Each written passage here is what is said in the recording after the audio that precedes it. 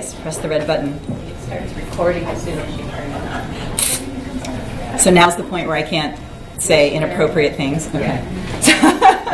Not that I was before, to be clear. Hi, everybody. Happy Friday. So I am. Thank you, Lauren. I think that's better, right? Everyone can see that better. Great. Thank you. I'm the sales and marketing manager at Palantir. I'm actually, just for some context, I'm a former designer as well. I decided not to design anymore because I liked managing things. So I went into project management at Palantir, and because I like still even managing things, I like sales, and I like talking to people, and I'm one of those few people that really does enjoy standing up here and talking. I went more into sales and marketing, so that's where I am now. I am here to talk about the process of how to help clients, and if you are a client, how to help you write a better RFP. A little bit about Palantir.net. I'm sure some of you in this room already know about Palantir.net, but just in case you don't, we are a full-service end-to-end web firm. We do strategy, design, development, support, and training. We are based in Chicago, but we are a remote team. About a third of us are here in Chicago. The rest of us are all over the country, and I think it's a wonderful place to work. So this talk actually came out of a conversation I had with a client last fall at the Higher Ed Web Conference. I was there in Hartford, Connecticut, sitting across from a woman who said, I have to write an RFP and I have no idea even how to begin. Can you help me? And we get this question occasionally, and I said, of course. You know, she said, I don't even know what to include. This is not my job to write these things. I'm not even supposed to write for my job at all. And I have to somehow distill all of the things down into a document so that I make sure that I get what I need from vendors when they are giving me responses to this. And it's definitely tough. If you are in any sort of web anything, you know that you're not redoing your website every year, right? It's got to have some lasting sustainability. It's going to last you a couple years. So writing an RFP is not something you do that often. When you have to write it you essentially have to write it from scratch every single time. So I wanted to give this talk mostly geared towards clients to help them understand where to start and how to write an RFP that I, as someone who reads RFPs all the time, knows is a good one and will want to respond to it and will get the information that I need to give you an accurate quote. And it's also, I think, good for sales teams at other firms, who I see some, to also just be involved in that process of how to make it better for all of us. I think if all of us got better RFPs, I think all of us would be happier, right, in the agency side. So I do think that sales is a little bit like dating. It is all about finding the right partner. You know, you're trying to impress them. You're trying to make sure that you're a good fit on both sides, and make sure that if you're going to be having these very long, intimate hangouts on video chat for hours and hours at an end, that this is something you're excited about working on and excited about doing. So to complete this analogy a little bit more, I did actually look up, like, what are the stages of dating, you know, and I'm surprised to say that this came from this website, like mentalhealth.net, because I don't consider dating a mental health issue, but apparently it is. But I do think there are a lot of similarities. Of course, there's that initial meeting. There's, you know, we're attracted to you. You know, I like you. I want to send you an RFP. I want you to maybe work on my website. And then, of course, we want to have that casual meeting, you know, to see if we're interested. We'll talk about your project. Then, of course, we are assessing things. Do we want to be a couple? Do we want to move this relationship forward? And this is where we're learning about and choosing your finalists and your vendors. And then, of course, there's that engagement and deciding to commit. And on the sales side, of course, that's contracting. So to me, it's a little bit analogous. And also, this is me if I don't hear from you. You know, like if I go through all the work of writing an RFP for you and you take many months or weeks and you don't get back to me, I've been invested in your potential project all this time. I've taken the energy to write you an RFP, and I'm really excited to work with you, and you don't call me back, it does make me sad. So, you know, we at Palantir, we're really invested in these potential projects. We get very excited about it, and so yeah, it's sad if you don't call me back. So I want to help you. So this is my way of helping me help you with your RFP, because we want to make it just a better experience for everybody. So before we start, my main question to everyone is, do you really need to write one? RFPs are tough to write. They sometimes have to go through really antiquated procurement systems. There's legal reasons for that. It's a little different for every organization. We do some higher ed work, we do some government work, and in those two areas in particular, there's a lot of potential procurement hoops that we have to jump through. So in those cases, you can't really get out of writing an RFP. Sometimes I've had a client come to me and say, I really want to work with you, but legally I'm bound to find 2 other quotes, right? That happens as well. There are just those parameters, they have to write one. But if you don't have to write one, that's even better. Go out, find referrals from your peers, find out who you want to work with, and have conversations with them. Try to avoid the RFP process altogether. I think it's a much happier process. However, if you have to do it, don't be a bad date. I want you to be a good date for me, and me for you. Like, I want us to go out and have dinner and have a lovely time. You know? So here are all the things that we find at Palantir to be annoying about the RFP process. I'm going to step away from the podium a little bit so I can read this a little bit better, but these are things that we find often when we get RFPs. We want copies on a flash drive. We want it, you know, even worse if you ask us to submit copies on DVD and CD. This actually does still happen. Some of our Macintoshes do not even have CD drives anymore, so this becomes a problem. Sometimes we're asked for physical paper copies. Sometimes there are specific parameters around those physical paper copies. They have to be double-sided, they have to be in color. Sometimes they want 1 copy in color and 5 copies in black and white. I don't know why. These are just the rules that are given to us. Sometimes we'll get an Excel spreadsheet with specific boxes we have to fill in. Sometimes it has to be then all of this paperwork signed by a notary or have a wet signature. And again, since we're a remote team, this can be tough. Someone has to drive up to Evanston to get the big boss to sign it. Sometimes this one is a very expensive one for us. You'll send us the contract in advance during the proposal stage and say, could you please vet this contract and make sure that it meets your expectations, which means now we have to spend money on a lawyer to read it and make sure that if we want to work with you, we look at your contract up front and we see, are there any red flags? And we may not even win the work, and we've had our lawyer do all that work for you. Sometimes, actually I would say not sometimes, very often we won't even get goals outlined for the project. Sometimes we do have to upload to a database. After we've done all that work, we've done all this, we have to then upload all of our sections or amendments to this RFP to a very specific procurement system that you have. Sometimes, although I will say there's a double-edged sword to that one, sometimes it makes it easier because then when we get responses back, if they share those responses with us, we actually get a full grid of sort of our score, if you will. So that one for me is kind of, can be good. Then we have instances where we have an RFP that is many, many, many pages long, and it really gives us no information. And I have a great example of that coming up. So here's another thing that we love, is phrases and terms that mean nothing. So I'm sure we've all heard state of the art.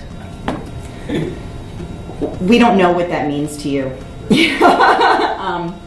I also love when they say, offer your best solutions. Well, you have a budget, right? So I can offer you my best solution depending on what your budget is or depending on your timeline. So give me more information. Don't just tell me you want a state-of-the-art website with your best solution.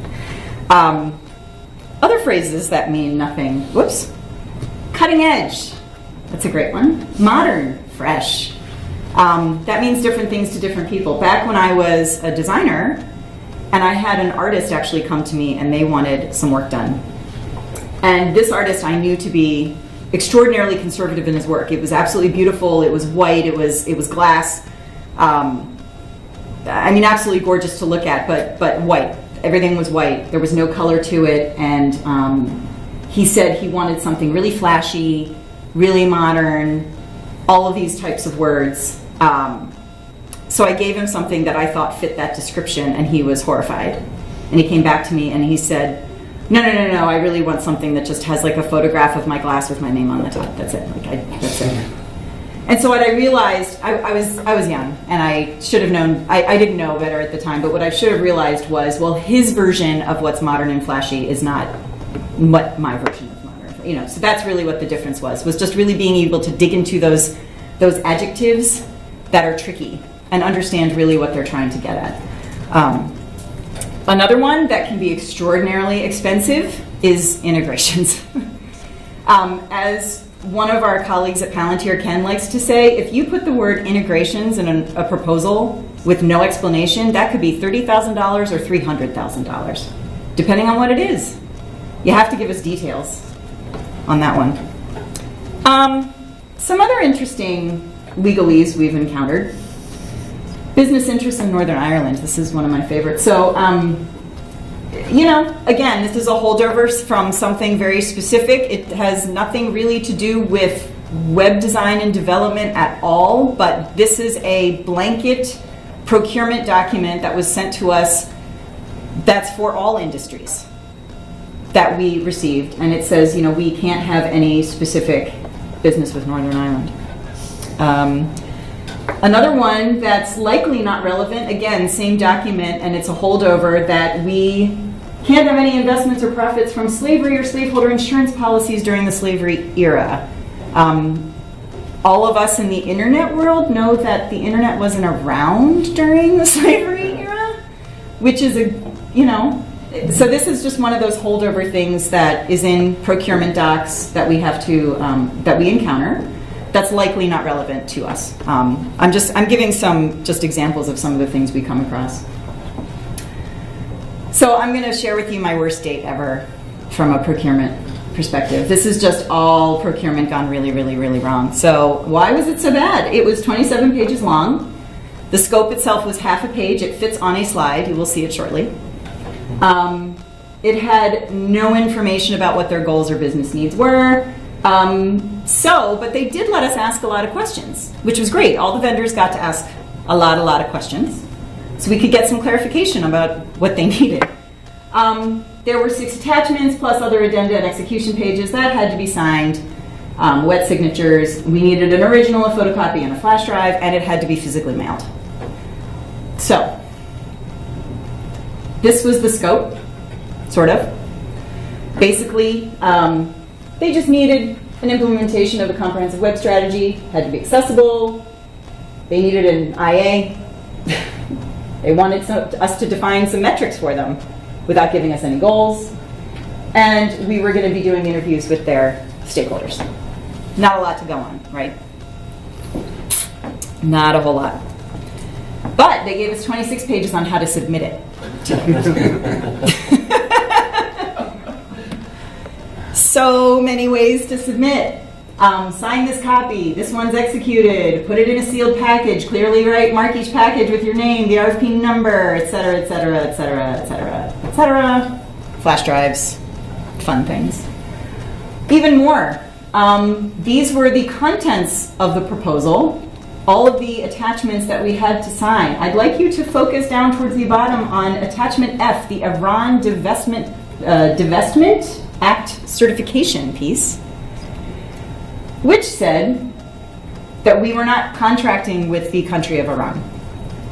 So we had to sign this form. Our boss had to sign this and say, that's correct, we're not doing any work with Iran right now. Just examples. So we were allowed to ask questions, as I mentioned earlier, right? But there was so little clarity, of course, not a lot of scope given to us, that 214 questions were asked. Pages and pages and pages of questions. Everything from, what CMS would you like, which was the last question, to Tell us about your integrations. What is your budget? What's your schedule? And so many details beyond. Are you migrating? What state is your content in? What does your team makeup look like? Who are we working with? Lots and lots. And because even though we had gotten all these questions asked, or sort of answered, what ended up happening was this. 19 firms were asked to bid on this, and they got a range from $35,000 to $235,000. This RFP, by the way, they have still not chosen a vendor. This was about 5 or 6 months ago. They're still reviewing all of it. So they made their job harder. They gave us so little information. They sent it out to so many firms that now they don't have an apples to apples comparison that they can make from one firm to the next. They've got this, I mean, this, you know, God love you if you can do this entire thing for $35,000 without knowing what the parameters are. And I think the firm on the other end is hedging their bets that they're going to find a lot of surprises.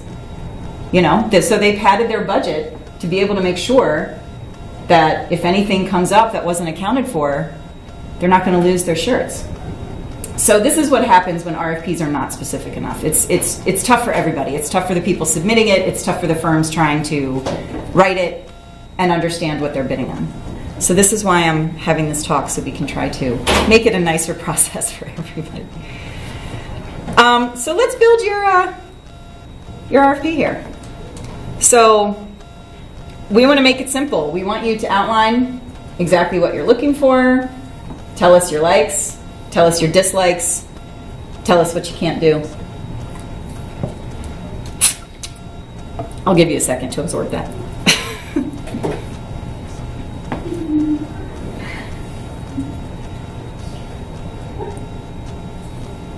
Everyone done? Okay. So here's a list.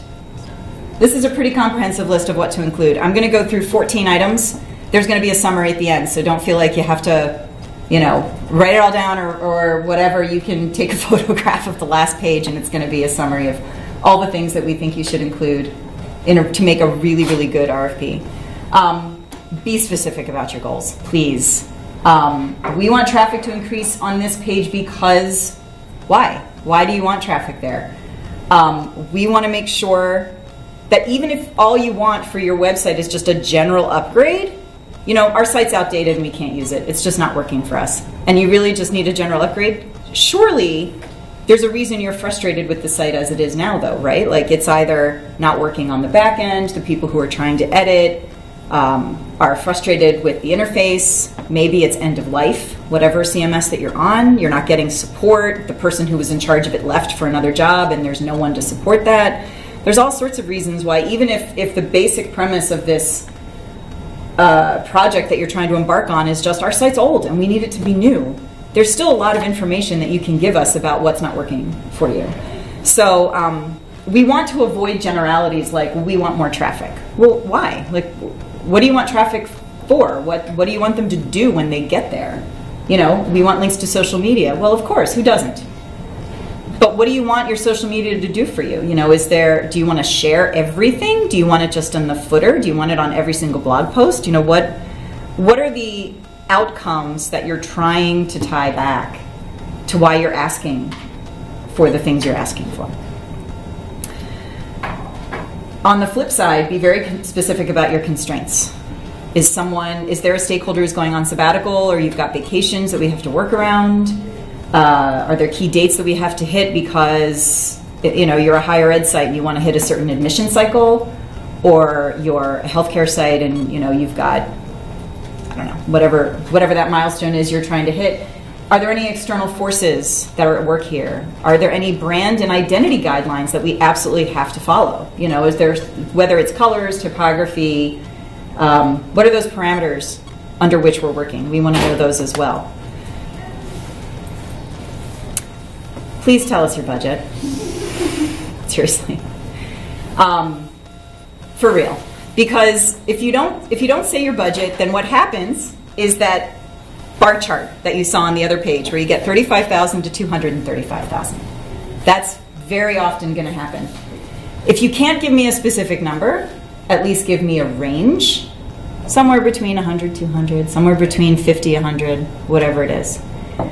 And if you don't give me a number, here's what I'm going to do to you right back. If you say to me, I don't have a number in mind, I'll be like, well, are you thinking, I'm going to throw out a number at you. I'm going to say, are you thinking it's like 100,000? Do you think it's somewhere around 150? 9 times out of 10, I get a reaction. Oh, no, we didn't think it would be, that much. Well, because your RFP, like what you're asking for, it sounds like you really need 300K. Oh, well, we only have 100. Okay. So you really did have a number in mind, even if you didn't know. Like if you felt, well, we don't know how much this costs. Usually, what they say is when they say we don't know what our number is, it usually translates into we don't know the cost of this because we haven't done this in 4 years. So we don't know what we're up against. We don't know what's out there. So I am gonna, if I'm told that you're not giving me a budget, I'm gonna throw a number out at you that what I think it is roughly. I'm going to gauge your reaction. Some people stick to their guns and they say legally we're not allowed to tell you. So, there's not much I can do with that from there, but all I can do is give you my best estimate of what it's going to be. But boy, we love budgets, right? Because it just helps us craft what we can do for you with that number. I mean, I can give you all of the things that a Porsche has. If you want to drive the Porsche, I can give you all the bells and whistles of a Porsche. But if you've got the budget for the Kia, I need to know that so I can construct you the proper car. Tell us your specific exclusions. This happens a lot when you encounter websites where there are other URLs kind of tucked away or related to that website, and then we have to go back and ask, does this also encompass this URL? Does this also encompass this one? How about this one over here? So be very specific about this is for this domain name only, so that we know that we're not worried about that offshoot site. We want to know, are you expecting us to create your content for you? Sometimes we get these RFPs that are a little vague about, we want to upgrade our content. They'll say that, upgrade our content. And I'll say, well, who's doing that? Like, is that an internal wish? Is that something you're saying out loud because you're saying, well, this is aspirational for us internally as a team. We want new photography, new videos, we want to write new things.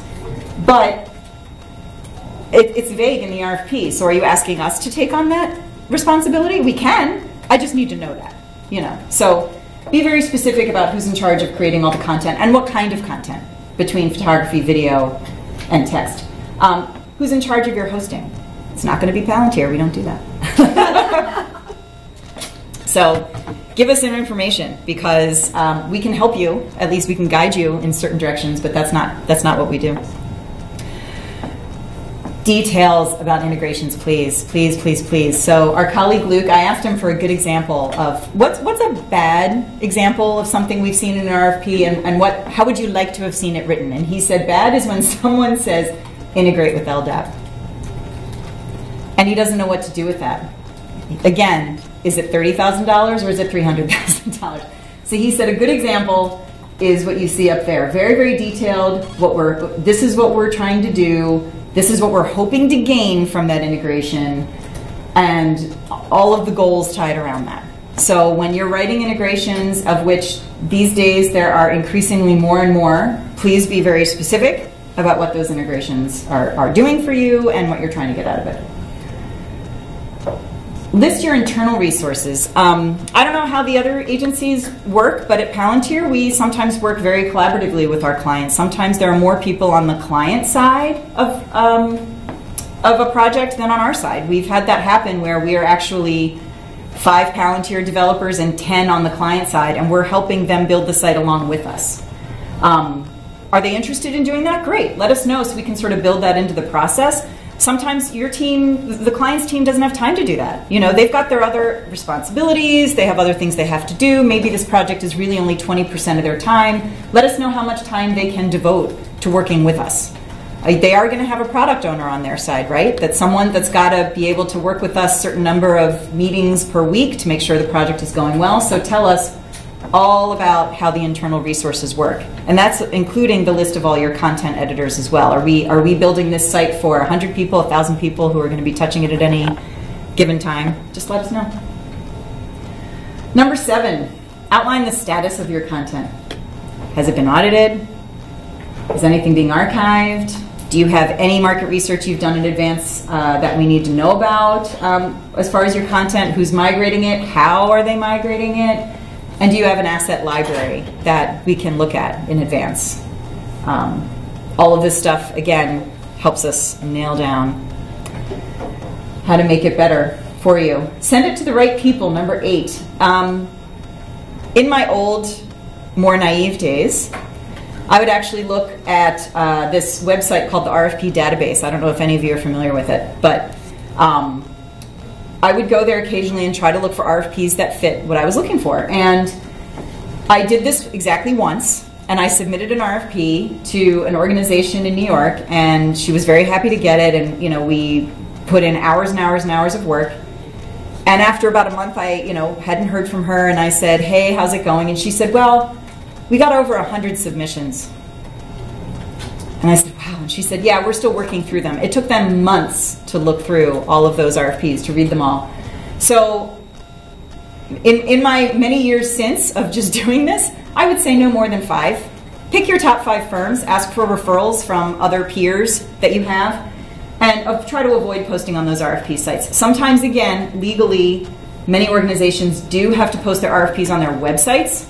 They don't necessarily put out an open call, but if it's there on their website and someone randomly finds it, they're going to get a random submission. That happens, but no more than 5 is ideal. And it also, from the agency side, right, it gives us better odds. So we're okay with that. Number 9, give us time to respond. At least 10 days, please. Business days, that'd be great. Not 10 days with weekends in between. Preferably 3 to 4 weeks. We're busy people too. We want to do it thoughtfully. So if you give us time to be able to ask all those questions and put something together and get a proper estimate, that's pretty simple, I think. Number 10, allow for Q&A. So thankfully, most of the RFPs that I see do this. They give a timeline and they say, okay, the RFP submission is today. You have until 10 days from now to ask questions. And then they give you, a week to ask your questions. They put them all together and they answer your questions. And that's great.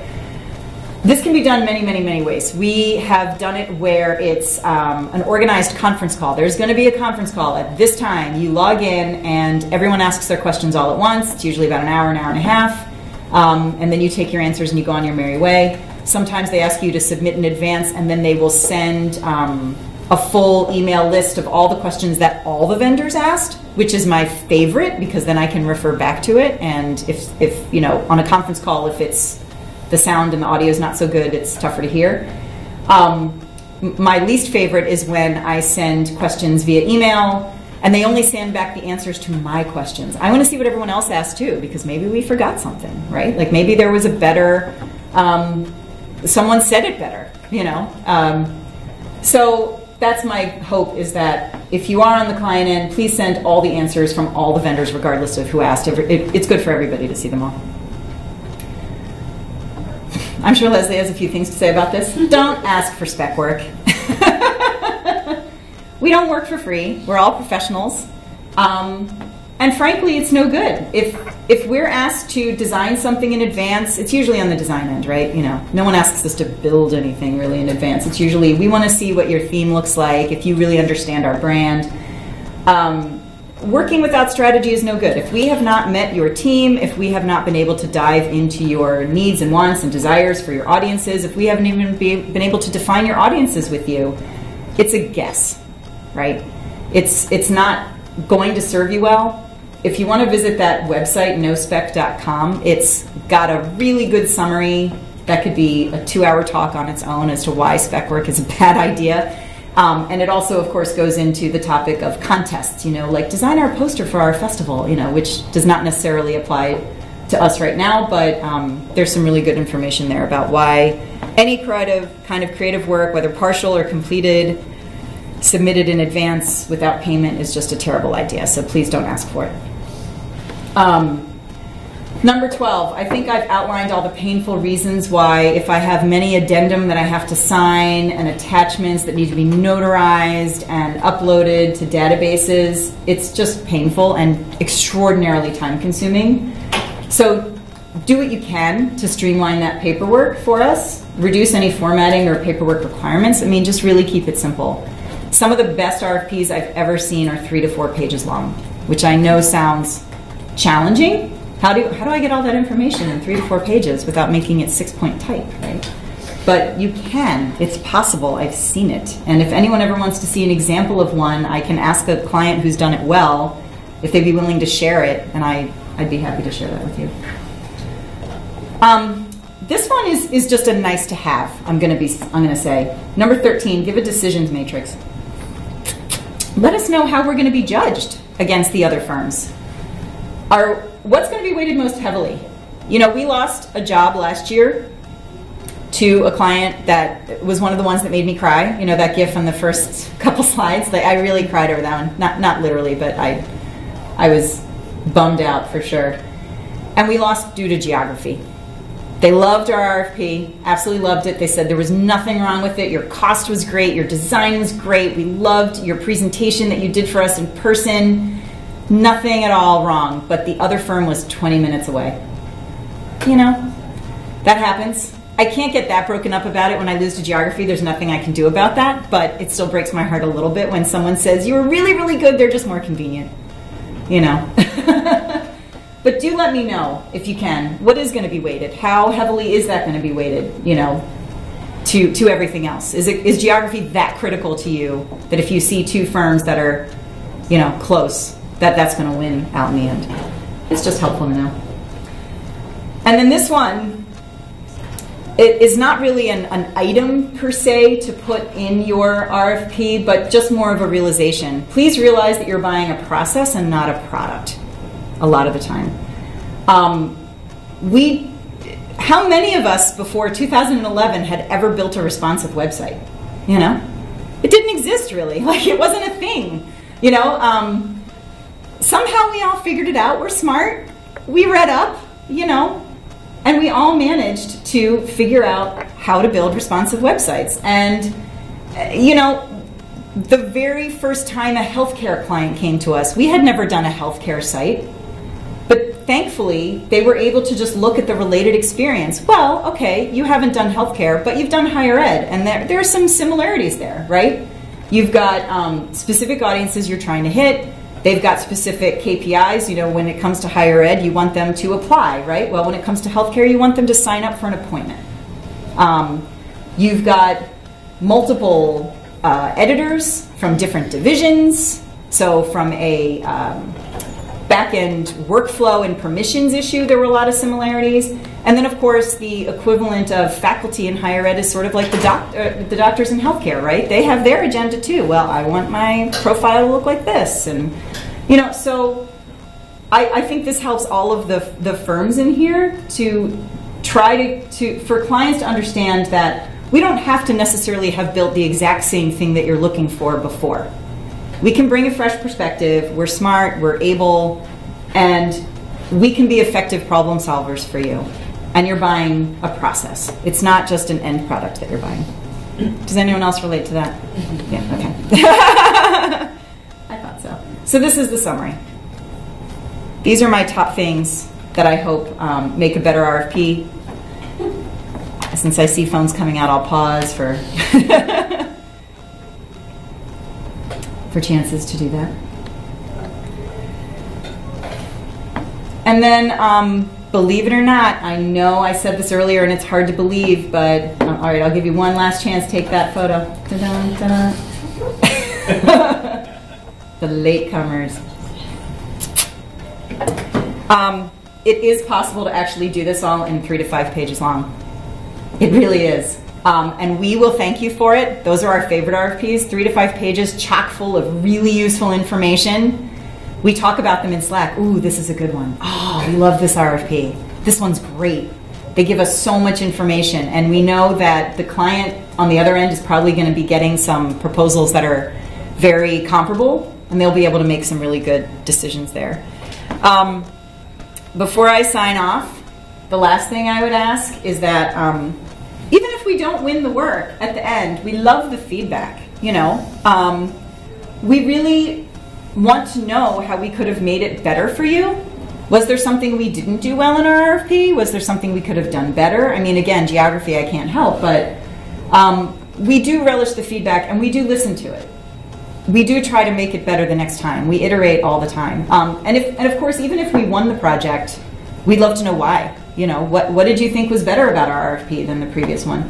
We had one client tell us that one of the reasons why we won the RFP was actually the photo we used on our very first slide in the in-person presentation that we did, because they said it just meant that you understood us, like you get us. So it was just that photo that we used, which wasn't from their property, it wasn't from their organization, but it was just sort of one of those abstract, like this feels like something that would resonate with them, and that was on our cover slide. And they said from the moment you walked in and you presented your work to us and we saw that, we just said, oh, that they just get us, you know. And that's good feedback for us to know, because you are damn straight every time I put an RFP out there, I look for a good cover photo. Every time I'm sending another one, I want to make sure that I am grabbing them from the cover page. I don't even need them to flip over to the budget or the schedule to see how long it's going to take us or how much it's going to cost them. I want them to, from the moment they open it, say, oh, they get us. So, thanks.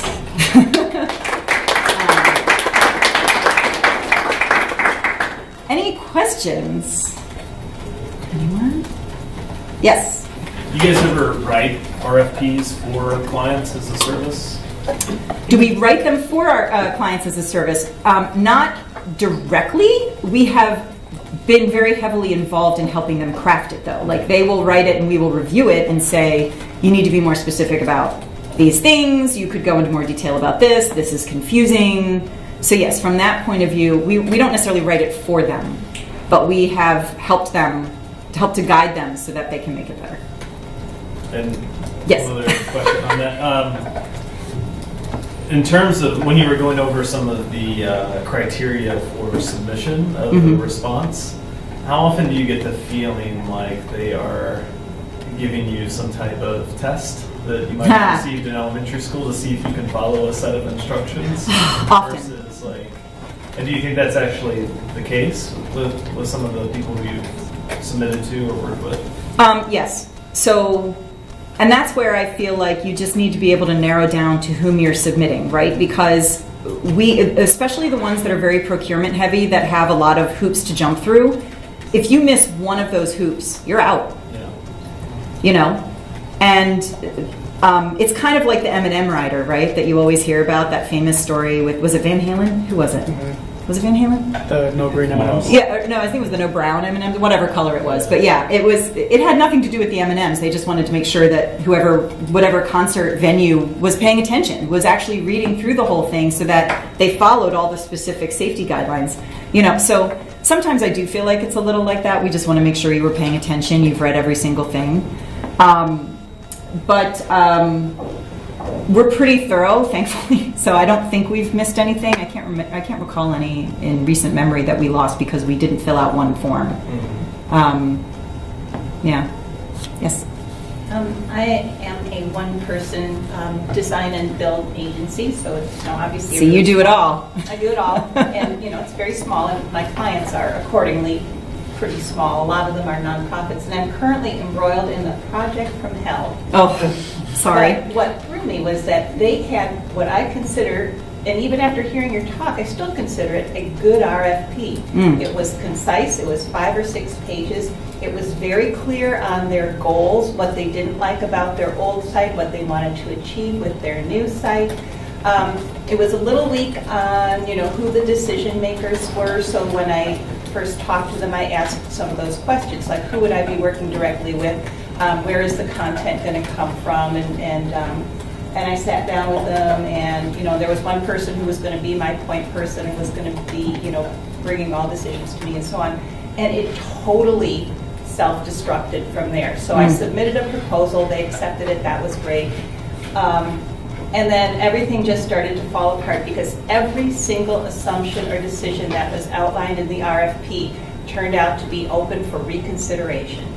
And their board, like they had a big meeting of their task force and their board, this is a nonprofit, and I was told later that people were saying things like, well, we need X, don't websites really have X? Oh. Let's just make this just like every other website you've ever seen. So I built entire structures, with views and everything, like, okay, this is how we're going to handle this content type, and then they're like, oh, we changed our mind about that, and we don't really want that page to be like that. And so, then I had to write them this really long memo outlining how they had exceeded the scope, and also giving them some examples of the time involved in doing some of the things they had initially asked for that they then wanted me to undo. Because I'm thinking, just don't throw this away, okay? Just like, right. You already spent the money in essence. So, and so then eventually I was able to talk to that one point person and say, you had a really good RFP. And I said, did your task force write that collaboratively? And she said, no, I did. I thought, okay, well, that was kind of the problem. But so there was no internal buy-in? No, there was no internal buy-in. And even now, even though I'm trying to work with them to help them understand that this is costing them money, I'm happy to do it, but every time they come back to me and say, well, our group met again and we want to change this, it's money. Yeah, and so I said, we might want to adopt a more formal change order system so that instead of just, writing me an email or calling me and saying we want to do this, you submit a change order, I tell you how much it's going to cost, because maybe that'll drive it home, because they know now that they've practically doubled the cost. Right. So there are two things, if I may, on that. So a good RFP does not necessarily equate to a good client. Right. That's what I was going to say. Let's be clear. Different things. Nicest people in the world. Sure. Sure. So a good and conversely, a bad RFP could be a great client, and maybe the bad RFP is only bad just because, again, of the antiquated procurement system. Like a lot of the times, the people that we deal with in procurement are not even the project people we're going to end up with in the end, but they have to go through that system for whatever reason. So yes, just a good RFP doesn't necessarily equate into a great project in the end. It just makes it less painful for sure. But what it also hopefully does is that it translates into a tighter contract, because if the RFP is that explicit, these assumptions, these integrations, these goals, that's where you write that into the contract as much as possible, so that when the project does derail in that way, then you can go back to the contract, because it's hard to go back to the RFP, which isn't a legal document, and say, but you said you wanted all of it this specific way. You have to be able to have that contract that is that next step. But I do think good RFPs can translate very well into good contracts. So it sounds like maybe something got lost in the statement of work phase. It wasn't outlined as specifically. I think I'll have to go back and look at that RFP now that I've heard what you're talking about. But I still think it was a good RFP. It just didn't have internal buy-in. Yeah. So I think my contract is adequate to demonstrate the change in scope of the project, because I wrote them this really long memo a few weeks ago and used specific examples to show, here's what your RFP said, here's what my contract said, here's how we ended up doing it. And I got no argument from them. Now, that doesn't necessarily mean that they bought into that. Yeah. But I'm just very interested to see how this is all going to turn out. Well, I wish you luck, because Thank you. I mean, I'm not going to lie, we've all been there at least once. I mean, that happens. It was just a surprise, because I did feel like it was a good RFP. Yeah. It doesn't necessarily translate one-to-one, though, that good RFP is a good client.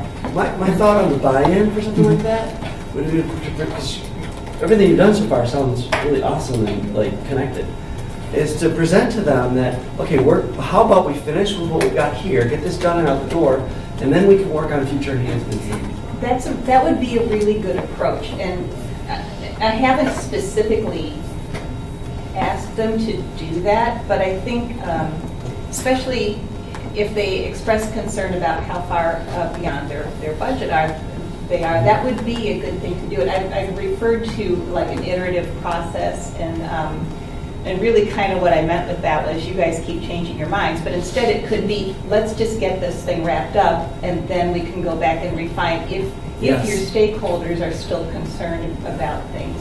Yeah. And honestly, I don't know why their board should have that much hands-on, Yeah, it's helped in the past to get us on the same side, so they know that we're both trying to keep this in budget. Right. Yeah. Right. It totally started getting accusations that, or not accusations, but implications that we were just trying to charge as much as we could.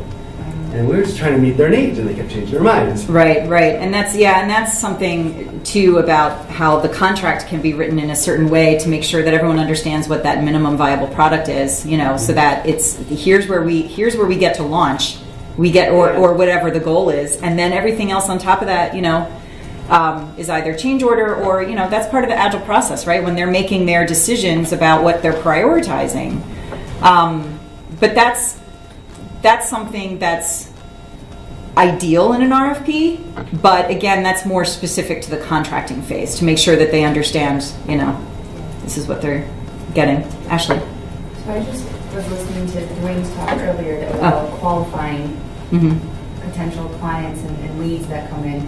And I'm just curious if there are cases where the content of the RFP causes you to disqualify. Absolutely. And what would those be? What are the no-goes for you? Oh, so many. Where do I start?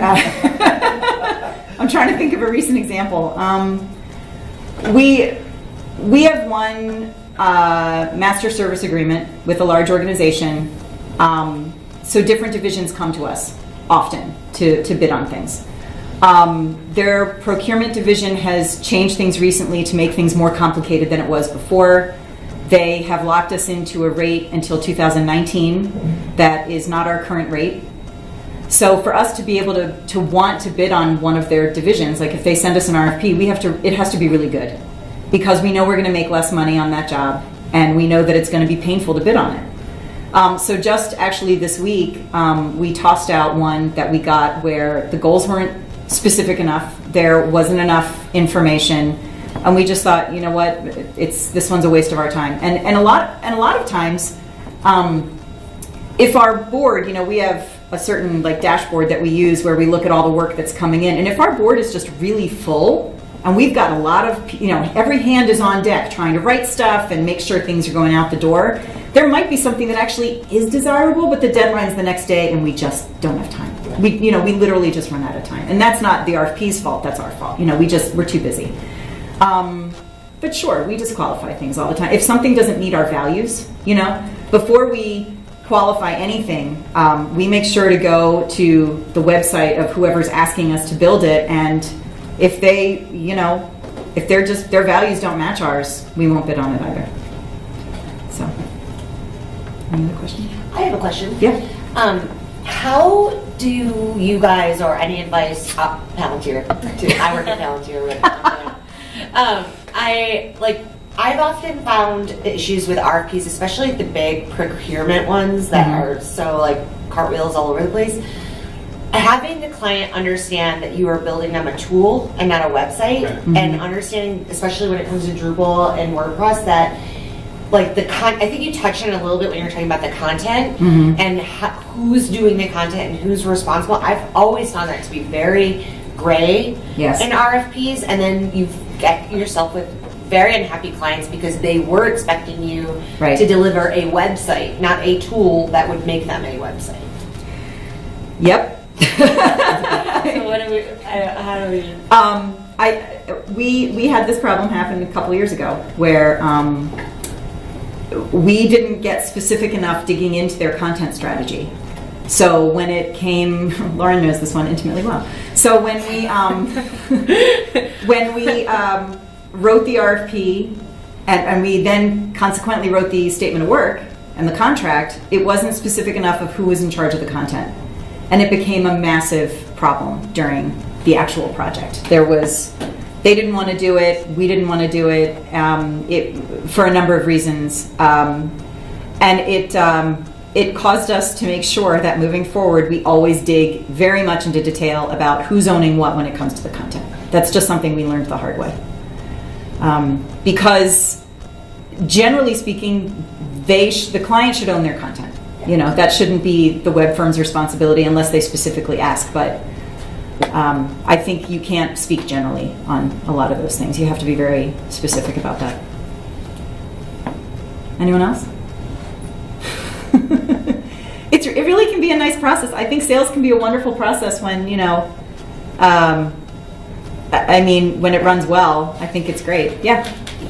How do you, like, other than this session, how do you intend to use this information? So- Would you send them these slides when you get the writing an RFP? Would you be like, take a look at this? Here's my passive aggressive way of letting you know Does how your I RFP like match up with our expectations?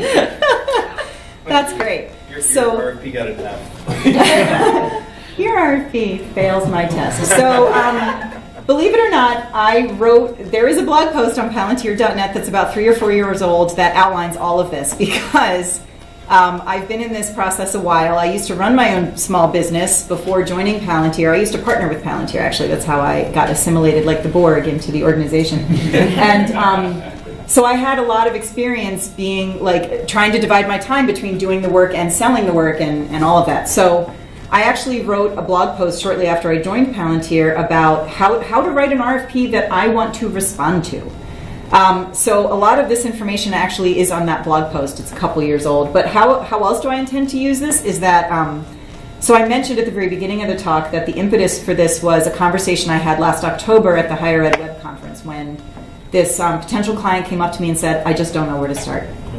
And that is a conference where it is entirely, I'm giving away a trade secret here and all the agencies are now going to sign up, but that it is a conference where it's not a lot of vendors and it's a lot of people within higher education who are just trying to make their websites better. They might be the only editor in their department, they might be one of 5, they might be in charge of a department, they might be sort of hamstrung. They have all these different parameters that are all very different, but they all have this desire to make better websites for their prospective students, current students, faculty, staff, alumni, etc. And it dawned on me having this conversation with her that they could probably use this. You know, again, they only have to do this every couple years, and it's a daunting task, and it takes 8 to 10 to 12 months, depending on, you know, what they're doing, and they have to pull in all their resources. And I just thought, I submitted this talk to that conference because I want them to know it can be easier. And it can be easier for both of us. Like, if you can write it this way, you'll get more successful responses. Like, you'll be able to make better choices, and I won't want to hurt you. You know, like, everyone wins. It's very win-win. So that's, I'm actually going to take this to some conferences where there might be more clients rather than, you know, other agencies, just to make the process better for everyone. Yeah. All right, thank you.